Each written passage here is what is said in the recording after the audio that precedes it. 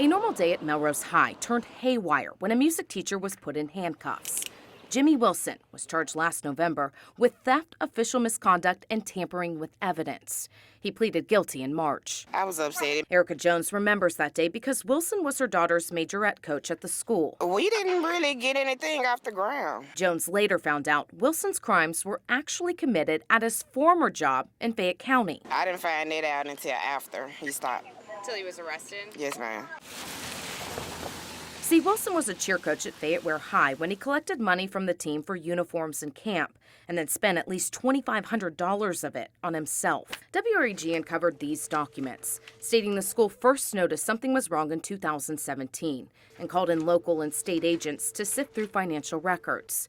In May 2018, Wilson left Fayette County Schools, went to the next county, and got a job at Shelby County Schools, all while detectives continued to build their case. So how did he get the job at SCS? Especially since the Tennessee Board of Education has rules in place to prevent exactly this. It requires a district report a licensed educator within 30 days who suspended, terminated, or resigned in lieu of termination for misconduct. It's not only policy, it's law.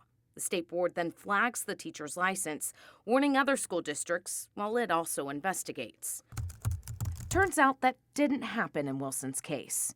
In a series of emails, state board officials told us Fayette County never informed them of Wilson's crimes. In fact, they say they never heard about it until SCS reported him in December. Fayette County's excuse: despite local and state agents investigating Wilson, they never suspended him. So technically, they didn't have to tell the state. FCS also says when Wilson left the district, his license had expired. So again, they didn't have to say anything. Not to mention, Wilson never said anything either. Look at his SCS job application.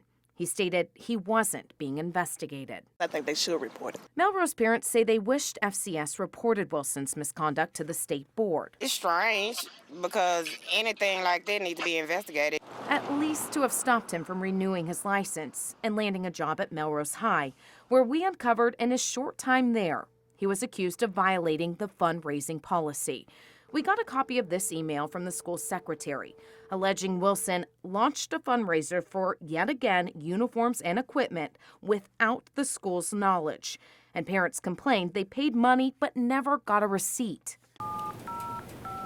We spoke to Wilson on the phone to try to get a comment, but he told us he needed to talk to his attorney. We never heard back.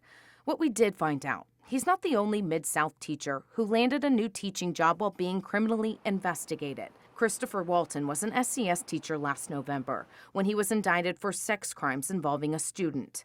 SCS says the alleged crimes actually happened when Walton worked at the Memphis School of Excellence charter school in 2017.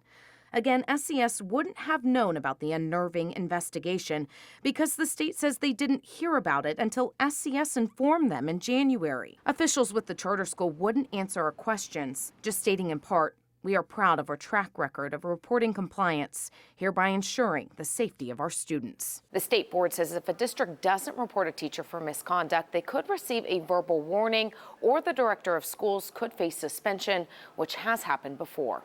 Jessica Gertler, WREG, News Channel 3.